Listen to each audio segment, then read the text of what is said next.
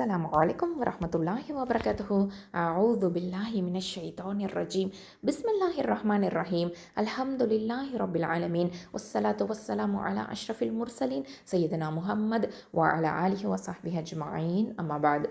அல்ஹம்துலில்லாஹ் சிஸ்டர்ஸ், இன்ஷாஅல்லாஹ் தஆலா நம்ம இன்றைக்கி என்ன பார்க்க போகிறோம் அப்படின்னு சொன்னால், ஒரு முஸ்லிம் பெண்மணி இறைவனுடனான உறவு எப்படி இருக்கணும் அப்படிங்கிறத நம்ம தெரிஞ்சுக்க போகிறோம்.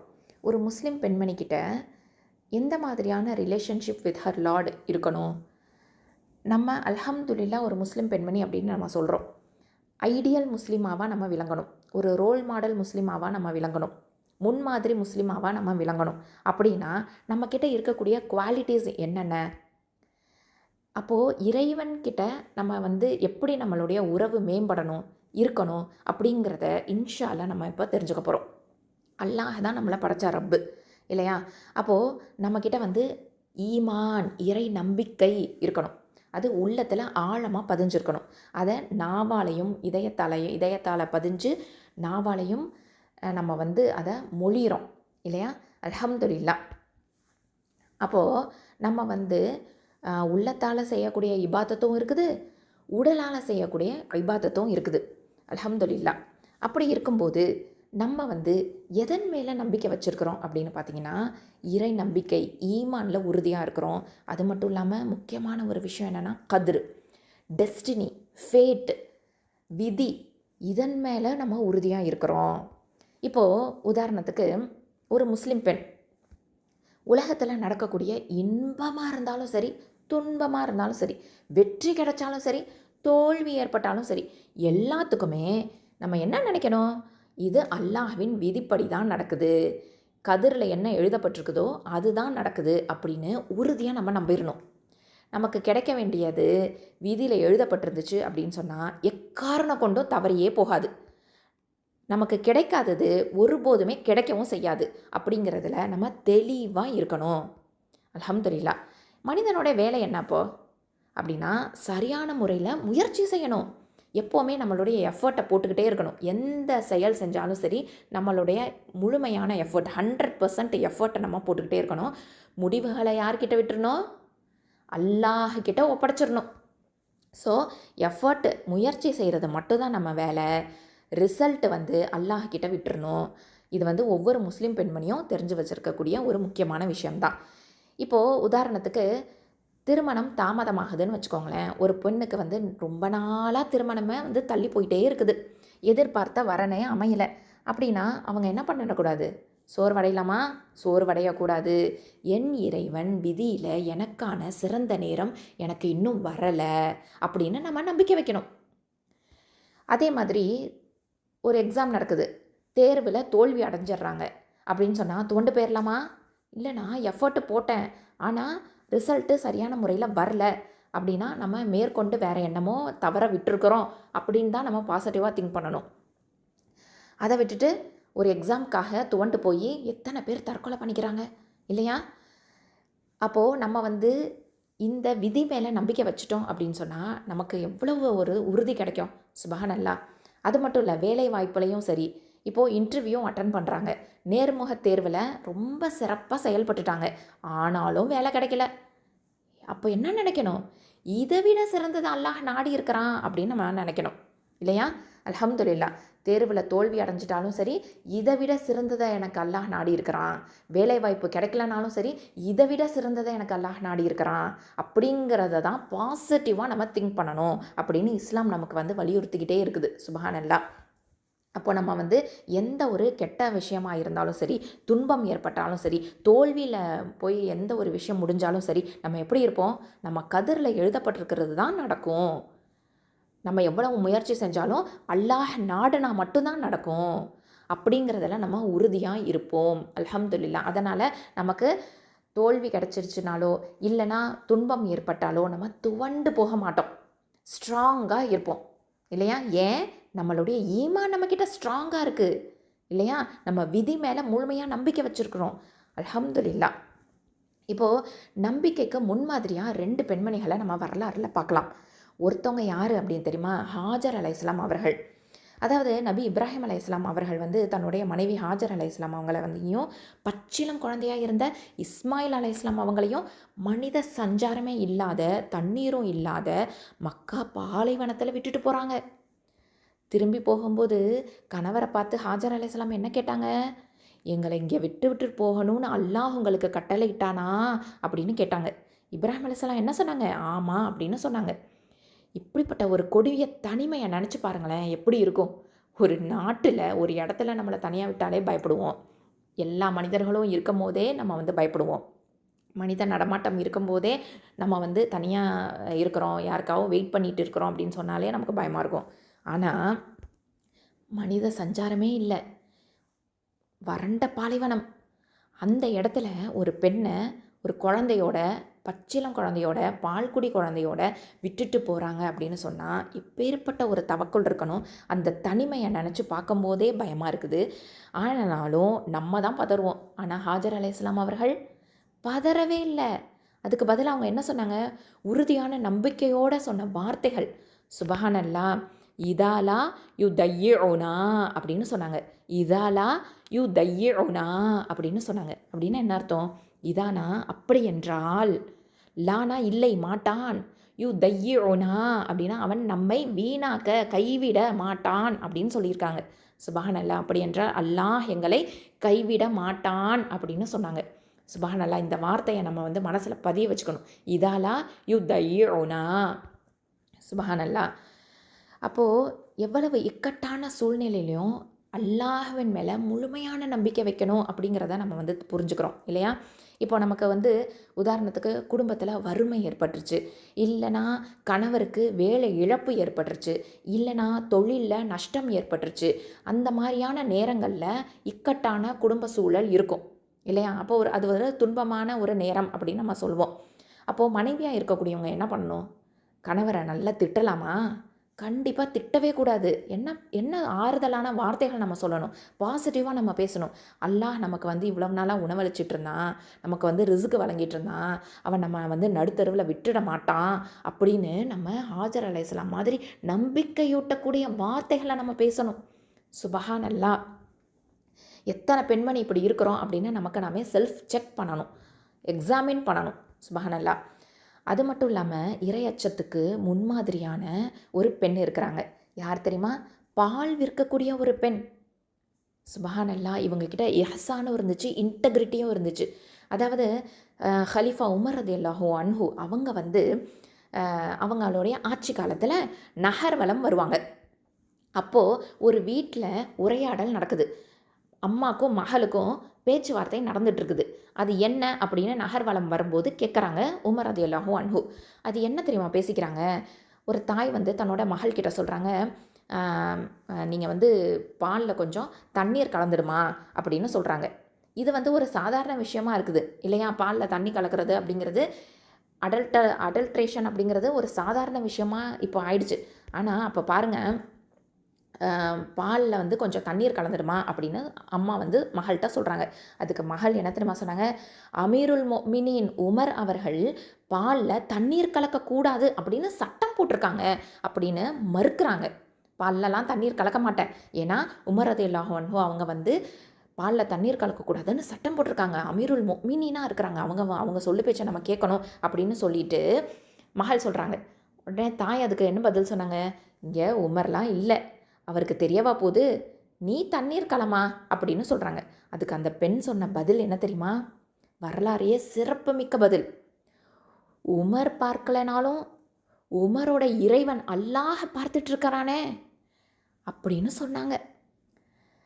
சுபஹானல்லாஹ். நான் வந்து மக்களுக்கு மத்தியில் அவருக்கு கட்டுப்பட்டுட்டு தனிமையில் மாறு செய்வேனா? கண்டிப்பாக நான் செய்ய மாட்டேன் அப்படின்னு அந்த பெண்மணி சொன்னாங்க. சுபஹானல்லாஹ். இப்படிப்பட்ட ஒரு நேர்மையை பார்த்துட்டு உமர் ரலியல்லாஹு அன்ஹு என்ன தெரியுமா பண்ணாங்க? சுபஹானல்லாஹ். இஹ்சானுக்கு கிடைத்த வெற்றி அப்படின்னு நம்ம இதை சொல்லலாம். இந்த பெண்ணை வந்து தன்னுடைய மகனுக்கு திருமணம் முடிச்சு வச்சாங்க. இவங்களோட பரம்பரையில் தான் நேர்மையான ஆட்சியாளர் உமர் பின் அப்துல் அசீஸ் ரஹிமஹுல்லா அவர்கள் வந்து தோன்றினாங்க. சுபஹானல்லாஹ், சுபஹானல்லாஹ்.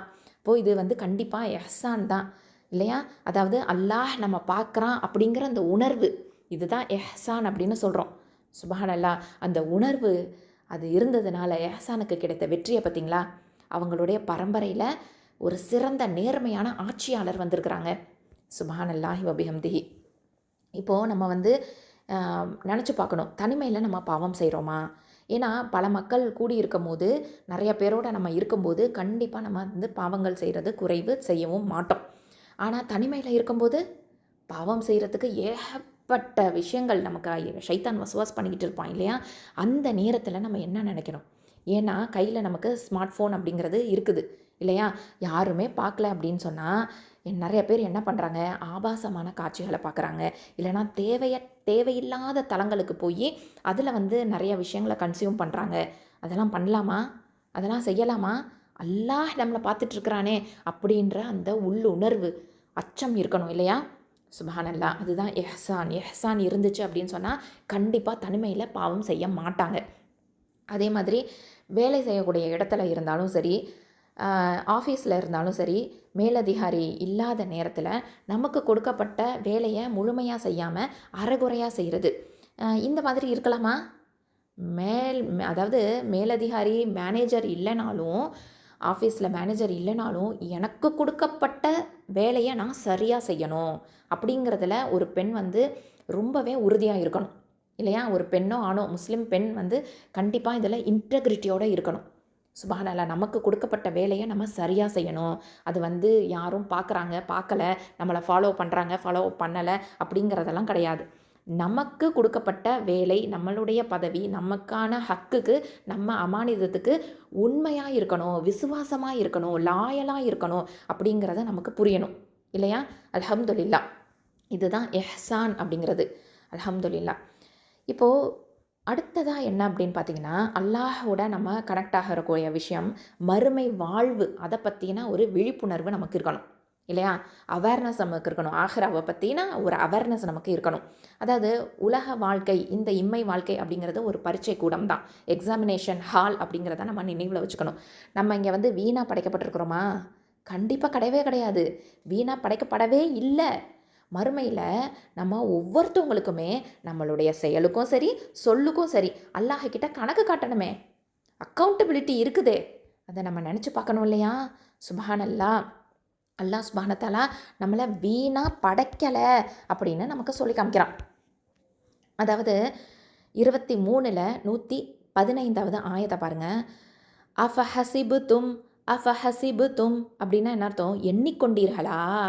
அன்னமா ஹலக்னாக்கும், நாம் உங்களை படைத்ததெல்லாம் அபசன் அபசன் வீணாகத்தான்.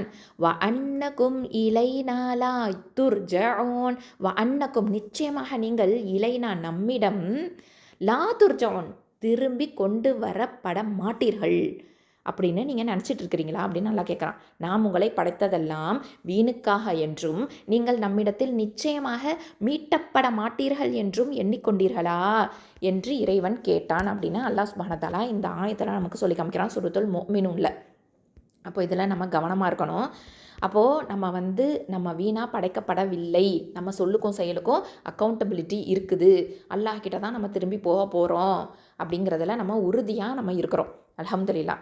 அது மட்டும் இல்லாமல் நம்மளுடைய வாழ்வும் மரணமும் எப்படிப்பட்டது? சோதனை. அது ஒரு சோதனை. நம்ம வாழ்வும் மரணமும் என்னது? சோதனை. அல்லாஹ் சுப்ஹானஹு தஆலா சூரத்துல் முல்க்ல சொல்கிறான் இல்லையா? அல்லதி ஹலக்கல் மௌத வல் ஹயாத லியப்லுவக்கும் ஐயுக்கும் அஹ்சனு அமலா வஹுவல் அஸீஸுல் கஃபூர். அதாவது அல்லதி ஹலக்க, எவன் ஹலக்கனா படைத்தான், அல் மௌத்த வல் ஹயாத்த, மௌத்தனா மரணத்தை, வல் ஹயாத்தனா வாழ்க்கையை, லி யபுலுவக்கும் அவன் உங்களை சோதிப்பதற்காக, ஐயுக்கும் உங்களில் யார், அஹ்சனு அமலா அதாவது மிக அழகானவர், எதில்? அமலன் செயலால், வஹுவல் அஸீஸுல் கஃபூர் அது அஸீஸ்னா மிகைத்தவன், கஃபூர்னா மகா மன்னிப்பாளன். அப்போது உங்களில் எவர் செயல்களால் மிகவும் அழகானவர் என்பதை சோதிப்பதற்காக அவன் மரணத்தையும் வாழ்வையும் படைத்தான், மேலும் அவன் யாவரையும் மிகைத்தவன், மிக மன்னிப்பவன் அப்படின்னு அல்லாஹ் சுப்ஹானஹு தஆலா நமக்கு சொல்லி காமிக்கிறான். அப்போது வாழ்வும் மரணமும் என்னது? நமக்கான சோதனை. அது மட்டும் இல்லை, துல்லியமான தராசு நமக்காக வெயிட் பண்ணிகிட்டு இருக்குது. நம்மளுடைய செயல் ஏடு துல்லியமான தராசாக இருக்கும். சுபஹானல்லா. அல்லாஹ் சுப்ஹானஹு தஆலா சூரத்துல் அன்பியால 47ல் என்ன தெரியுமா சொல்கிறான்? வனதஉல் மவாசீன அப்படின்னு சொல்கிறான். வனதஉல் மவாசீனல் கிஸ்த். வனதஉ அப்படின்னா நாம் வைப்போம். எதை வைப்போம்? அல் மவாசீனல் கிஸ்த், நீதமான தராசுகளை வைப்போம். மவாசீன்னா என்ன? தராசுகள். அது எப்படிப்பட்ட தராசுகள்னா அல் கிஸ்தா, நீதமானது அப்படின்னு அர்த்தம். யௌமில் கியாமா எப்போ வைப்போம் அப்படின்னு சொன்னால் மறுமை நாளில். யௌமில் கியாமா அன்றைக்கி மறுமை நாளில் நம்ம நீதமான தராசுகளை வைப்போம். ஃபலா தூஸ்லமு, அநீதி இழைக்கப்படாது. நஃப்சுன், யாருக்கு அநீதி இழைக்கப்படாது? நஃப்சுன், ஒவ்வொரு ஆன்மாவுக்குமே அநீதி இழைக்கப்படாது. ஷைஅன், அறவே அநீதி இழைக்கப்படாது அப்படின்னு அல்லாஹ் சுப்ஹானஹு தஆலா அதில் சொல்லி காமிக்கிறான். இன்னும் கியாம நாளில் மிக துல்லியமான தராசுகளையே நாம் வைப்போம். எனவே எந்த ஒரு ஆத்மாவும் ஒரு சிறிதும் அநியாயம் செய்யப்பட மாட்டாது. சுபஹானல்லாஹ். வ இன்கான மிஸ்கால ஹப்பத்தின் ஹப்பத்திம் மிம் ஹர்தலின் அத்தைனா பிஹா. சுபஹானல்லாஹ். வ இன்கான, அதாவது இருந்தாலும், மிஸ்கால்னா அளவு அப்படின்னு அர்த்தம். மிஸ்கால்னா அளவு. ஹப்பத்தின், ஹப்பத்தின்னா விதை. எப்படிப்பட்ட விதை தெரியுமா? மின் ஹர்தலின், கடுகின் விதை. அத்தைனா பிஹா, அத்தைனா பிஹா, அதை நாம் கொண்டு வருவோம். வ கஃபாபினா ஹாசிபீன், வ கஃபாபினா நாமே போதுமானவர்கள், ஹாசிபின் விசாரிப்பவர்களாக. சுபஹானல்லா. மேலும் நன்மை தீமையில் ஒரு கடுகு அளவு எடை இருப்பினும் அதனையும் நாம் கணக்கில் கொண்டு வருவோம். அவ்வாறே கணக்கெடுக்க நாமே போதும் அப்படின்னு அல்லாஹ் சுப்ஹானஹு தஆலா இந்த ஆயத்தில் நமக்கு சொல்லி காமிக்கிறான். அப்போது துல்லியமான தராசு இருக்குது, ஒவ்வொரு நஃப்ஸுக்குமே இருக்குது, ஒவ்வொரு ஆன்மாவுக்குமே இருக்குது அப்படின்னு சொல்லும் போதே நமக்கு பயம் வருதா இல்லையா?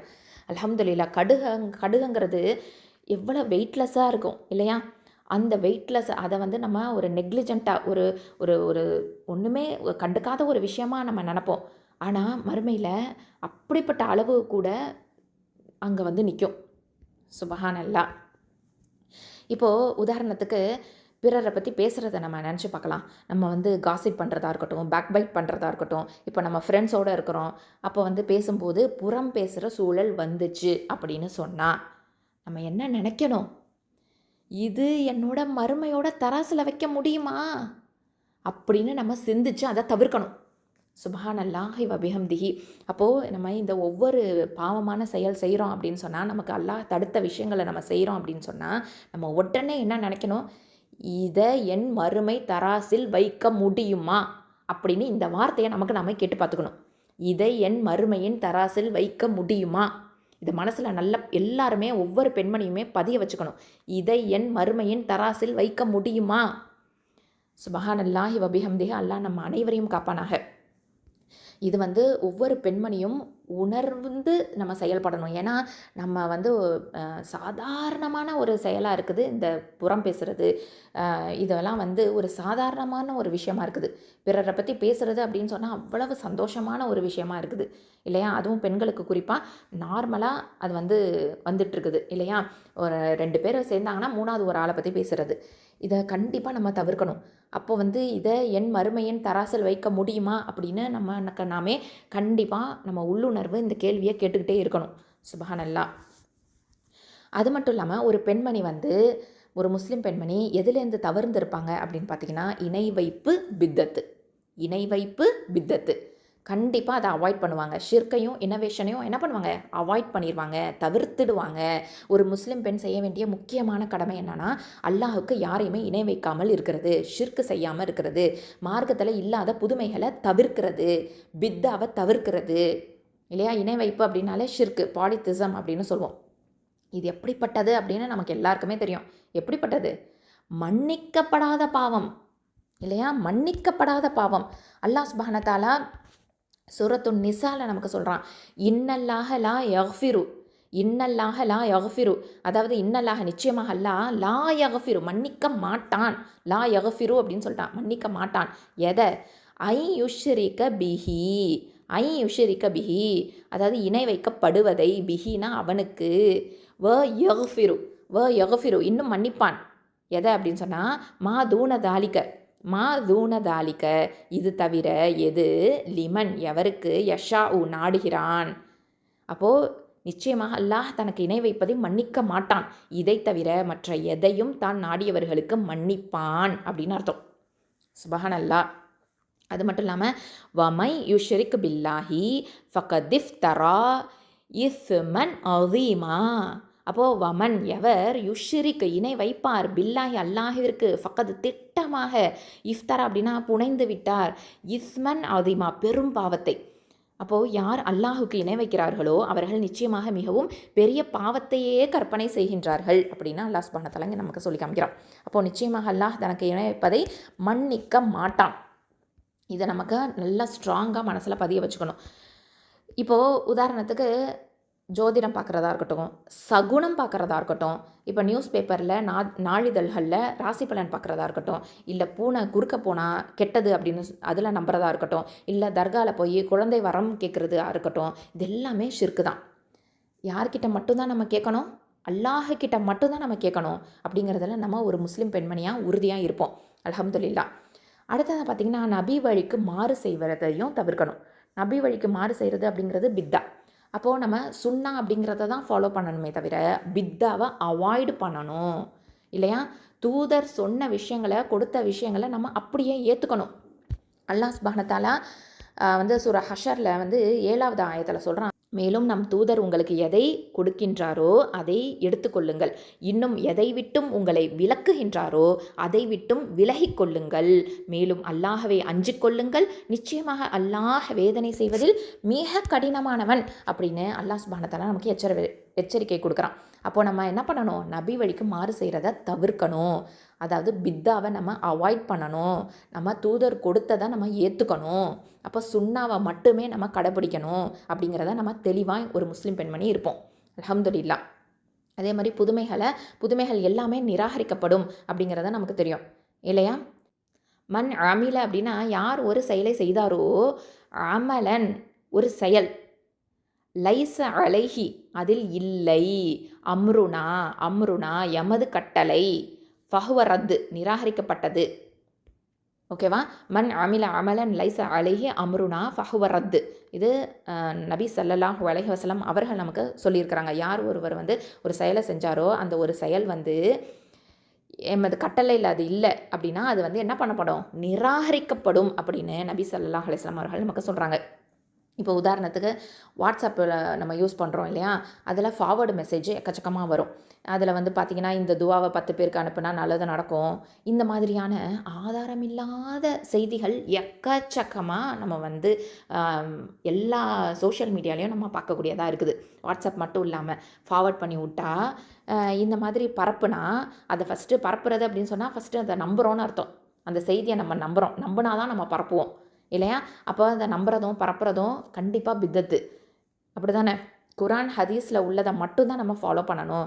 அது இல்லாமல் இந்த மாதிரி ஃபார்வர்ட் மெசேஜஸ் இஸ்லாத்தின் பெயரால் இந்த துவாவை 10 தடவை ஓதுங்க, இல்லைனா இதை 100 தடவை ஓதுங்க, இதை 10 பேருக்கு அனுப்புனா இது உங்களுக்கு நல்லது நடக்கும், இந்த மாதிரி ஏதோ ஒன்று, அதாவது ஆதாரமே இல்லாத செய்திகள் இருந்துச்சு அப்படின்னு சொன்னால் கண்டிப்பாக நம்ம அதை ரிஜெக்ட் பண்ணிடணும், அவாய்ட் பண்ணிடணும் அப்படிங்கிறத நம்ம உறுதியாக இருப்போம். அல்ஹம்துலில்லாஹ்.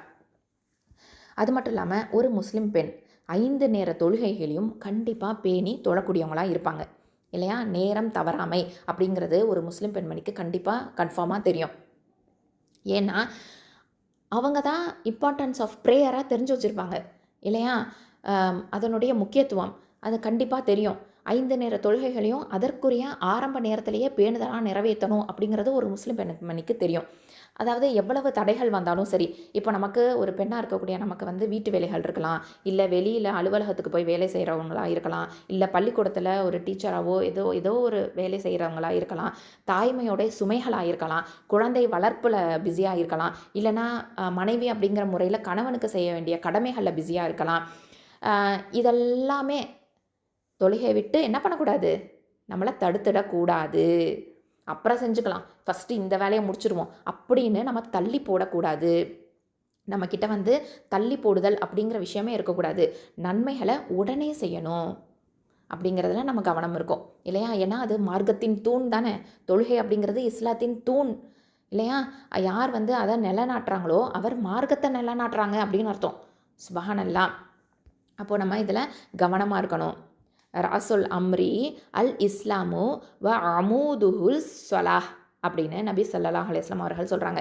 ராஸ்னா தலை அப்படின்னு அர்த்தம், அதாவது முக்கியமானது அப்படிங்கிறதுக்காக சொல்லப்படக்கூடிய ஒரு வார்த்தை. அல் அம்ரி அப்படின்னா காரியத்தின் விஷயத்தின் அப்படின்னு அர்த்தம். அல் இஸ்லாமு இஸ்லாம் ஆகும்.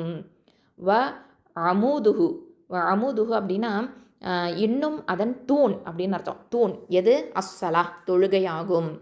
அதாவது எவ்வளவு முக்கியமானது ஒரு காரியத்தின் விஷயத்தின் முக்கியமானது அதுதான் இஸ்லாம். இந்த இஸ்லாத்தின் தூணில் வந்து எது முக்கியமானது அப்படின்னு பார்த்தீங்கன்னா தொழுகை அப்படின்னு நபி ஸல்லல்லாஹு அலைஹி வஸல்லம் அவர்கள் நமக்கு சொல்லி காமிக்கிறாங்க. இப்போ வந்து சமையல் செஞ்சுட்டே இருக்கிறோம், இல்லைனா பாங்குக்கு வந்து அதாவது தொழுகைக்கு பாங்கு சொல்கிறாங்க அப்படின்னு வச்சுக்கோங்களேன். இப்போது வந்து அந்த நேரத்தில் தொஹர் தொழுகை அந்த நேரத்தில் இருக்கட்டும், எல்லாத்தையும் வந்து சரி சமைச்சிட்டு அப்புறமா பண்ணிக்கலாம் அப்படின்னு தள்ளி போடக்கூடாது. அது மட்டும் இல்லாமல் இப்போ மகரிபு நேரம் அப்படிங்கிறது கொஞ்சம் ஷார்ட்டு தான், ரொம்ப ஷார்ட்டான டைம். அந்த நேரத்தில் வந்து இஃப்தாருக்கு நான் செய்கிறேன், நோன்பு காலத்துலலாம் பார்த்திங்கன்னா இஃப்தாருக்கு செய்கிறேன் அப்படின்னு சொல்லிட்டு தொழுகையை தள்ளி போட்டுறது. அதுலேயே இஃப்தாருக்கு ப்ரிப்பேர் பண்ணுறதுலையே பிஸியாக இருப்பாங்க. அப்போது சமையல் அறையிலேயே வேலை அதிகமாக இருந்தால் கூட நான் வந்து என்ன நினைக்கக்கூடாது, 5 நிமிஷம் கழித்து தொழுதுக்கலாம் அப்படின்னு நம்ம தள்ளி போடாமல் வேலையை அப்படியே நிறுத்திட்டு நம்ம தொழுகிறது தான் நமக்கு முக்கியம். எத்தனை பேர் நம்ம அப்படி செய்கிறோம்? அதை நம்ம சிந்திச்சு பார்க்கணும்.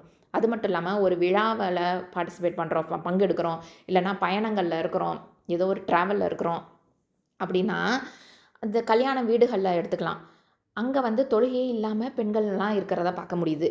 அது மட்டும் இல்லாமல் ஷாப்பிங் போகும்போது மால்க்கெல்லாம் போகிறோம், ஷாப்பிங் மால்ஸுக்கு போகிறோம், அங்கே வந்து போயிட்டோம் அப்படின்னு சொன்னால் தொழுகை வக்து வந்தாலும் அந்த நேரத்தில் தொழாமல் இருக்கிறது. இல்லைனா சில பேர் எப்படின்னா மேக்கப் போட்டிருப்பாங்க, அது களைஞ்சிடுமோ, ஒது செஞ்சால் களைஞ்சிடுமோ அப்படின்னு பயந்துக்கிட்டு தொழாமல் இருக்கிறது. இல்லைனா இடவசதியே இல்லை அப்படின்னு காரணம் சொல்லி தொழுகையை தள்ளி போடுறது. அப்போது தொழுகையை வந்து அதனுடைய சரியான நேரத்தில் நிறைவேற்றாமல் இருக்கிறதுங்கிறது தப்பு, தவறு, பாவம் அப்படிங்கிறது ஒரு முஸ்லீம் பெண்ணுக்கு நல்லாவே தெரியும். தெரிஞ்சிருந்தோம் அப்போ செஞ்சோம் அப்படின்னு சொன்னால் அது இன்னும் பாவம் தானே. அப்போது நம்ம இந்த மாதிரியான விஷயங்களில் கவனமாக இருக்கணும். ஒரு முஸ்லீம் பெண் கண்டிப்பாக தொழுகையை நிலைநாட்டுவாங்க. ஏன்னா அது இஸ்லாத்தையே நிலைநாட்டுன்னு தான் அர்த்தம் இல்லையா? அல்ஹம்துலில்லாஹ், மார்க்கத்தில் ஸ்ட்ராங்காக இருந்தால் தான் நம்ம வந்து இஸ்லாத்தின் தூணாக இருக்கக்கூடிய தொழுகையை நிலைநாட்டுவோம். அல்ஹம்துலில்லாஹ். இறைவனை நம்ம நேசிக்கிறதுங்கிறது இறைவனை நேசிக்கிறோம் அப்படின்னு நம்ம சொல்கிறோம் இல்லையா? ஆனால் அதுக்கு அடையாளம் என்ன அப்படின்னு பார்த்தீங்கன்னா, நம்ம நபி வழியை பின்பற்றுறது தான் அதனுடைய அடையாளம். சுப்ஹானல்லாஹ், நபி வழியை நம்ம ஃபாலோ பண்ணணும், அதுதான் நம்மளுடைய அடையாளம். ஒரு பெண் வந்து நான் வந்து அல்லாஹ்வை ரொம்ப நேசிக்கிறேன் அப்படின்னு சொல்கிறாங்க, ஆனால் நபி வழியை சுன்னாவை ஃபாலோ பண்ணவே இல்லை அப்படின்னா கரெக்டான இதில் இருக்கிறாங்களா? அப்போது அவங்க வந்து அல்லாஹ்வை நேசிக்கிறேன் அப்படின்னு சொல்கிறது சரியா? கண்டிப்பாக தப்பு இல்லையா? அவங்க பொய் சொல்கிறாங்க அப்படின்னு நம்ம சொல்லிடுவோம். இப்போ அல்லாஹ்வை நேசிக்கிறோம் அப்படின்னு சொன்னால் நம்ம சுன்னாவை ஃபாலோ பண்ணணும், நபி வழியை ஃபாலோ பண்ணணும், நபி ஸல்லல்லாஹு அலைஹி வஸல்லம் அவர்களை பின்பற்றணும் அப்படின்னு அல்லாஹ் சுப்ஹானஹு வ தஆலா நமக்கு கட்டளையிட்டிருக்கிறான்.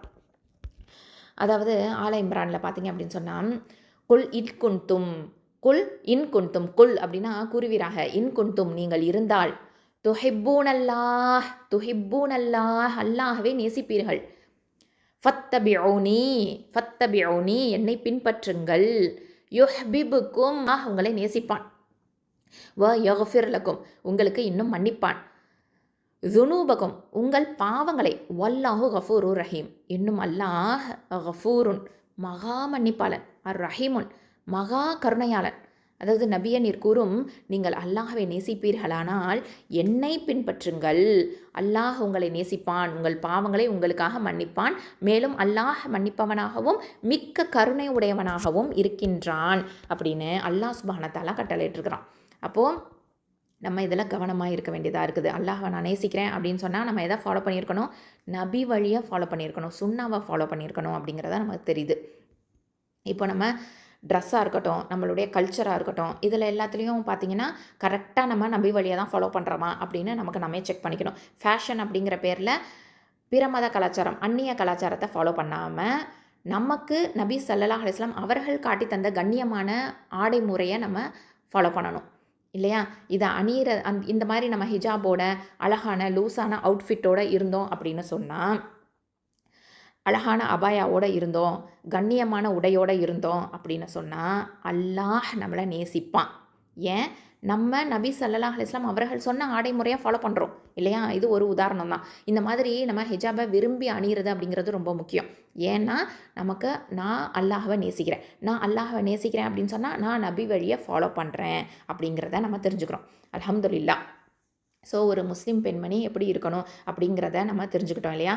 முக்கியமான 4 குவாலிட்டிஸ் நம்மக்கிட்ட இருக்கணும். 1 தவக்குல். ஹாஜர் அலைஹிஸ்ஸலாம் மாதிரி கஷ்டத்துலேயும் அல்லாஹ் கைவிட மாட்டான் அப்படிங்கிற அசைக்க முடியாத நம்பிக்கை நம்மக்கிட்ட இருக்கணும். அடுத்தது இஹ்சான். பால் விற்ற பெண் சொன்னாங்க இல்லையா? தனிமையில் இருக்கும்போது அல்லாஹ் பார்க்குறான் அப்படிங்கிற அந்த பயம், அதுதான் இஹ்சான். அடுத்தது அகீதா. இணை வைப்பை தவிர்க்கணும். குர்ஆன் ஹதீஸ் அடிப்படையில் மட்டும்தான் நம்மளுடைய அமல்களை செய்யணும். இது 3வது முக்கியமான விஷயம். அடுத்தது இபாதா.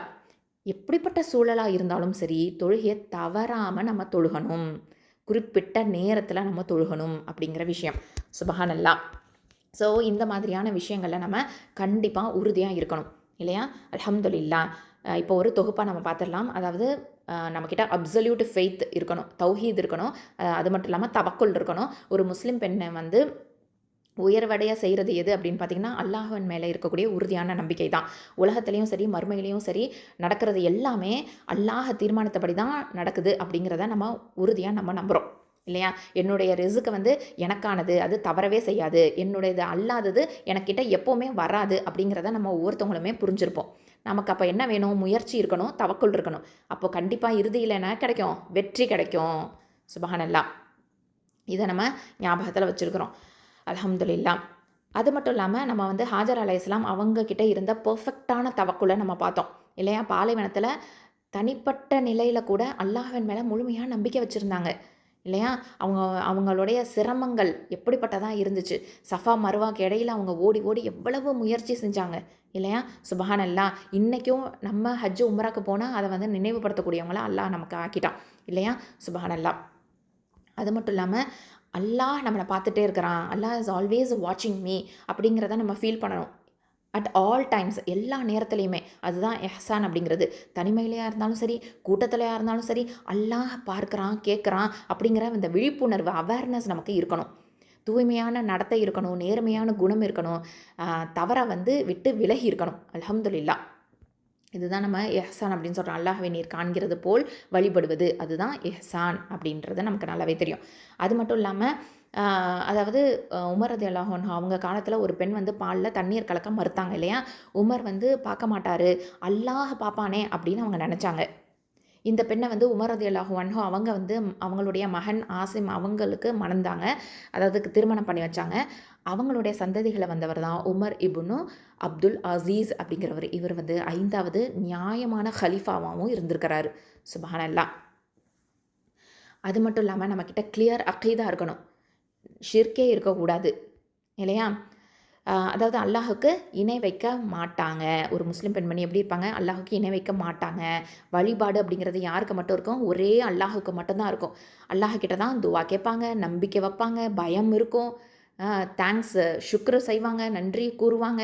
அல்லாஹ் தமக்கு வந்து ஷிர்க்கு செய்யப்படுறதை என்ன பண்ண மாட்டான்? மன்னிக்கவே மாட்டான். அடுத்ததான் நம்ம என்ன பண்ணணும்? ப்ராஃபிட் ஸல்லல்லாஹு அலைஹி வஸல்லம் அவங்கள ஒபே பண்ணணும், சுன்னாவை ஃபாலோ பண்ணணும். நபி ஸல்லல்லாஹு அலைஹி வஸல்லம் அவங்களுடைய வழியில் தான் நம்ம நடக்கணும். புதிய சடங்குகள், புதிய புதிய விஷயங்கள், பித்தாவை நம்ம உருவாக்க மாட்டாங்க. ஒரு முஸ்லீம் பெண்மணி கண்டிப்பாக உருவாக்க மாட்டாங்க. மார்க்க அடிப்படைகளை தவிர்க்காமல் காப்பாற்றிடுவாங்க. சுபஹானல்லாஹ். அல்லாஹ் சுப்ஹானஹு வ தஆலா குர்ஆனில் சொல்கிறான் இல்லையா? தூதர் கொடுத்ததை எடுத்துக்கொள்ளுங்கள், தடுத்ததை விட்டு விடுங்கள் அப்படின்னு சொல்லி காமிக்கிறான். அதே மாதிரி எங்கள் மார்க்கத்தில் இல்லாததை உருவாக்குவோர் அது நிராகரிக்கப்படும் அப்படின்னும் நபி ஸல்லல்லாஹு அலைஹி வஸல்லம் நமக்கு சொல்லிட்டாங்க. அடுத்ததான் என்ன, ஒரு பெண்மணி எப்படி இருப்பாங்க அப்படின்னு பார்த்தீங்கன்னா, அண்டர்ஸ்டாண்ட் பண்ணுவாங்க. எதை அப்படின்னு பார்த்தீங்கன்னா, லைஃப்ஸ் ரியாலிட்டி. லைஃபோட இந்த வாழ்க்கையோட ரியாலிட்டியை அண்டர்ஸ்டாண்ட் பண்ணுவாங்க. லைஃப் வந்து ஒரு டெஸ்ட்டு தான் நமக்கு அப்படிங்கிறத அண்டர்ஸ்டாண்ட் பண்ணுவாங்க இல்லையா? வாழ்க்கை வந்து ஒரு சோதனை. மறுமை அப்படிங்கிறது உண்மையானது. ஒவ்வொருவருமே அவங்களுடைய செயல்களுக்கான பலனை பெற தான் போகிறாங்க அப்படிங்கிறதுல உறுதியாக இருப்பாங்க இல்லையா? அல்லாஹ் சுப்ஹானஹு வ தஆலா சொல்கிறான் இல்லையா? உங்களில் யார் சிறந்த செயல்களை செய்கிறார்கள் என்பதை சோதிக்கத்தான் மரணத்தையும் வாழ்வையும் படைத்தான் அப்படின்னு அல்லாஹ் நமக்கு இங்கே சொல்லி காமிக்கிறான் சூரத்துல் முல்கில். அது மட்டும் இல்லாமல் ஒரு பெண்மணி எப்படி இருப்பாங்க? அந்த வர்ஷிப் எப்படி இருக்கும்? வழிபாடு அப்படிங்கிறது எப்படி இருக்கும்? இபாதா அப்படிங்கிறது எப்படி இருக்கும்? ரொம்ப ஸ்ட்ராங்காக இருக்கும். எதுலலாம்? சலா, ஃபாஸ்டிங், குரான், இல்லையா? இந்த மாதிரி இபாதால அதாவது தொழுகையாக இருக்கட்டும், நோன்பாக இருக்கட்டும், இல்லைனா குரான் ஓதுதலாக இருக்கட்டும், எந்த ஒரு அமலாக இருந்தாலும் டிவோஷனோட செய்வாங்க. அதாவது இந்த வர்ஷிப் எப்படி இருக்கும், ரொம்ப கீழ்ப்படிதலோட அழகான முறையில் செய்வாங்க, சோம்பல் இல்லாமல் செய்வாங்க இல்லையா? தொழுகை, நோன்பு, துவா, குர்ஆன் எல்லாமே சரி, எந்த ஒரு அமலை செஞ்சாலும் ரொம்ப அழகான முறையிலையும் சோம்பல் இல்லாமலும் செய்வாங்க அப்படிங்கிறத நம்ம தெரிஞ்சுக்கிறோம். அல்லாஹுக்கு வந்து ரொம்ப பிடிச்சது எது அப்படின்னு பார்த்திங்கன்னா, நம்ம வந்து தொடர்ந்து செய்யக்கூடிய அமல் அப்படிங்கிறது அல்லாஹுக்கு ரொம்ப பிடிச்சமானது. கன்சிஸ்டண்ட்டாக நம்ம ஸ்மால் டீட்ஸாக இருந்தாலும் அதை தொடர்ந்து செய்யணும், கன்சிஸ்டண்ட்டாக செய்யணும் அப்படிங்கிறது நமக்கு தெரியும். அல்ஹம்துலில்லாஹ். அது மட்டும் இல்லாமல் நம்ம வந்து ஆஹிராக்காக ப்ரிப்பேர் பண்ணணும். இந்த உலக வாழ்க்கை அப்படிங்கிறது ஆஹிராக்கான ப்ரிப்பரேஷன் இருக்கக்கூடிய ஒரு இடம் தான். அப்போது நம்ம ஒவ்வொரு நன்மையும் ஒரு அணு அளவு கூட மறுமையில் பார்க்கப்படும். நம்மளே அதை பார்ப்போம் இல்லையா?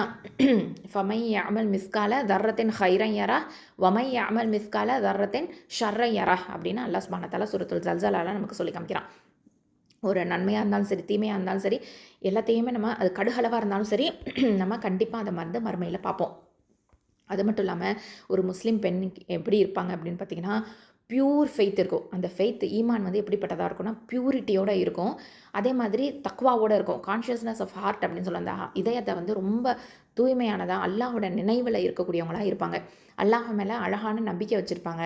நபி வழி நடப்பாங்க. நேர்மை, தூய்மை, தக்குவா இது எல்லாமே அவங்கக்கிட்ட இருக்கும். சோதனைகளில் பொறுமை காப்பாங்க. மறுமைக்கான தயாரிப்பிலேயே இருப்பாங்க. சுப்ஹானல்லாஹ். இப்படிப்பட்ட ஒரு சிறந்த பெண்மணியாக அல்ஹம்துலில்லாஹ் நம்ம எல்லாருமே இருக்கணும். ஸோ அந்த அளவுக்கு நம்ம வந்து உறுதியானவங்களாகவும் இருக்கணும். சுப்ஹானல்லாஹி வபிஹம்திஹி. அஸ்ஸலாமு அலைக்கும் வரஹ்மத்துல்லாஹி வபரகாத்துஹு. சுப்ஹானக்கல்லாஹும்ம வபிஹம்திக அஷ்ஹது அல்லா இலாஹா இல்லா அன்த அஸ்தக்ஃபிருக வ அதூபு இலைக்.